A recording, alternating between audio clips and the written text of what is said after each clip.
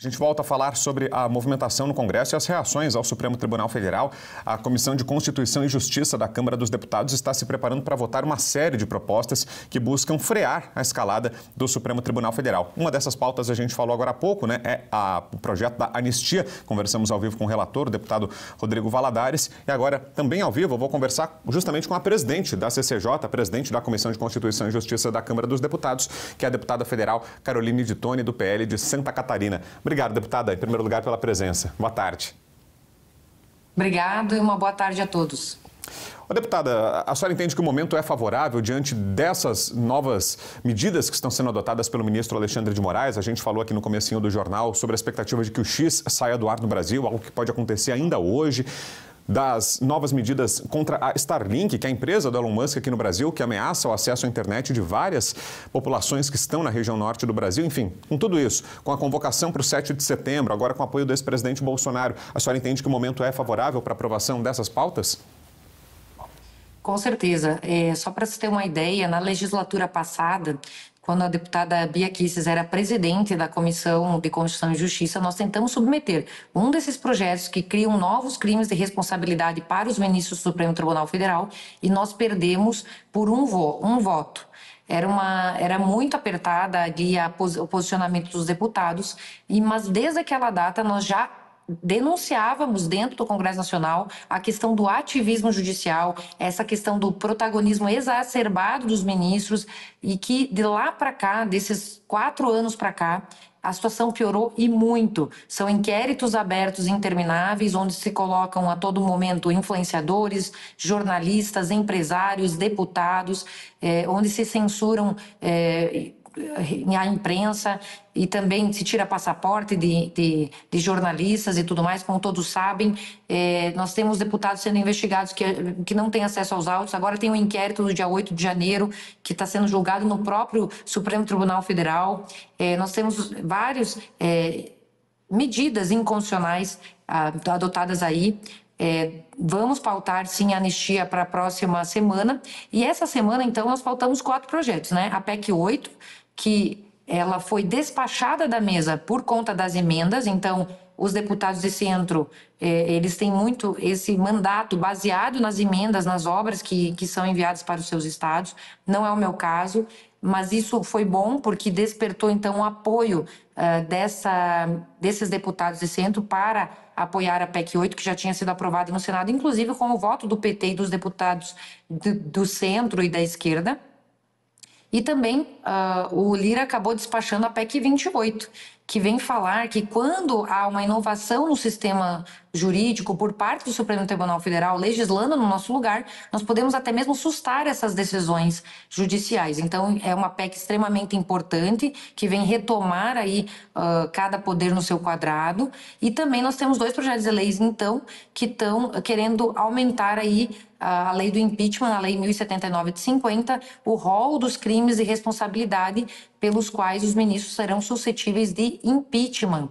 E também estabelece um importante prazo, que o presidente do Senado tem que analisar, e uma vez analisado vai caber recurso, e se não for analisado vai trancar a pauta do Senado. Então é uma inovação importante na lei, que acaba meio que obrigando o presidente do Senado a se manifestar, porque hoje a gente tem um engavetamento geral dos pedidos de impeachment, numa verdadeira omissão do Senado diante de tantas ilegalidades e inconstitucionalidades que estão sendo perpetradas aí por esse verdadeiro regime judicial que a gente está vivendo hoje. Agora, deputada, a gente sabe que essas pautas têm o apoio da oposição, aliás, nasceram com a oposição, com políticos de direita, mas queria saber da senhora qual é o ambiente hoje no Congresso e se até os parlamentares que são considerados ali mais de centro, aqueles que, em geral, não se posicionam tão claramente sobre determinadas pautas, inclusive essas que são tão espinhosas para os políticos que mexem com o judiciário, se agora, com esse novo momento, com essa escalada do Supremo Tribunal Federal, se esses políticos também estão se sensibilizando, se medidas como essas que estão sendo pautadas pela senhora na CCJ também estão conseguindo sensibilizar esses políticos mais ao centro. Afinal de contas, eles são parte importante, né? Depende muito desse termômetro a aprovação ou não dessas matérias, imagino, né, deputada? Não, exatamente, é isso que eu estou falando. A PEC 8 das decisões monocráticas, ela é de um senador, Ouro Visto, que é do Podemos, que não é um partido que a gente pode dizer que é da oposição. A mesma coisa a PEC 28, que é do deputado Reynold Stefani, que ele é do PSD, hoje base do governo federal em muitas pautas, né, que votam junto com o governo federal, inclusive. Então, nós estamos vendo que os próprios deputados de centro estão alertas a isso, nos apoiaram nessas PECs, votando. Nós tivemos, eu considero que foi uma vitória, nós ainda não votamos, né, definitivamente os pareceres, mas o fato é que a gente percebe se tem maioria já na retirada de pauta. Quando a esquerda pede a retirada de pauta e nós vencemos, aí de 38 a 18, 36 a 18, então nós temos uma maioria boa. Eu lembro que quando foi votada a questão do voto impresso, quando foi votada a questão do crime de responsabilidade no outro mandato, os ministros chegavam a ligar para os deputados e para os líderes para não ter essa maioria. E nessa semana, dessa vez, até algum deputado do meu partido chegou a questionar: você recebeu alguma ligação do judiciário, de algum dos ministros? Eu falei: não recebi ligação de ninguém.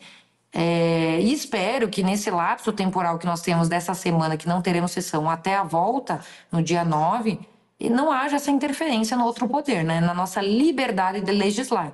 Seria mais um ataque aí a pleno exercício do poder legislativo, que infelizmente tem acontecido a todo momento. Então, nós estamos tendo sim essa sensibilização dos deputados de centro, eles estão votando conosco e espero que continuem votando conosco quando formos votar realmente a matéria na comissão, porque nós vamos manter essa pauta como pauta única desses 4 projetos, inclusive ontem, não sei se já foi noticiado por vocês, mas nós aprovamos mudanças na questão da ação direta de inconstitucionalidade por omissão, que é quando nós não legislamos, e muitas vezes o Supremo tem se usado dessa ação, dessa ADO, para poder forçar uma criação de uma legislação, muitas vezes para minorias, né, grupos minoritários, como violência contra LGBT. A gente já tem a violência geral no Código Penal, mas se criam esses tipos aí para poder legislar no nosso lugar. E a gente quer estabelecer limites, a gente quer dizer o seguinte: olha, se não tem uma lei sobre aborto, é porque o Congresso não vai liberar o aborto. Então, não é uma omissão do Congresso. Se não tem a descriminalização da maconha, das drogas, é porque o Congresso não quer legislar sobre isso. E muitas vezes se entende, por meio dessa ADO, que a gente tem que ser obrigado a legislar num sentido progressista. E essa alteração diz que, se a gente já se posicionou num desses temas, durante 5 anos nós não precisamos legislar a respeito e vocês não têm autorização de legislar no nosso lugar. Então, já foi uma vitória no dia de ontem na CCJ, esse projeto de autoria da Cristo Nieto e relatado pelo deputado Gilson Marques. Perfeito. Ouvimos aqui no Jornal do Oeste a deputada federal Caroline de Tônia, presidente da CCJ, Comissão de Constituição e Justiça da Câmara. Obrigado mais uma vez, deputada, pela entrevista. Até uma próxima. Muito obrigada. Boa tarde. Um grande abraço a todos. Obrigado.